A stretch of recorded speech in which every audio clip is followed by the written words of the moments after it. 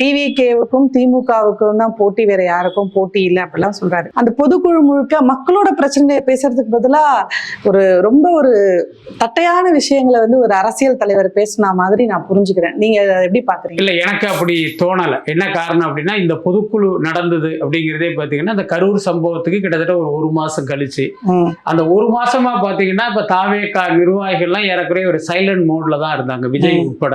அதுவே ஒரு பெரிய விமர்சனத்துக்குள்ளானதுங்க. பாருங்க, இவ்வளவு பெரிய விஷயம் நடந்திருக்கு, வாயே திறக்காம இருக்காங்க, பதுங்கிட்டாங்க, ஓடி ஒளிஞ்சிட்டாங்க, இந்த மாதிரி பல விமர்சனங்கள்லாம் வந்து. ஸோ அதற்கான பதிலடியை, அதற்கான பதிலை, விளக்கத்தை அந்த பொதுக்குழுல தான் இவங்க கொடுத்தாகணும்.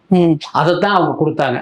இறந்தவங்களுக்காக பேசாம அரசியல் பேசலாமா அப்படின்னு கேட்டா, இறந்தவர்களுடைய குடும்பத்தை தனியா சந்திச்சு காலில் விழுந்து மனமுருக மன்னிப்பு கேட்டு அந்த சம்பவங்கிறது ஏற்கனவே நடந்து முடிஞ்சிருச்சு.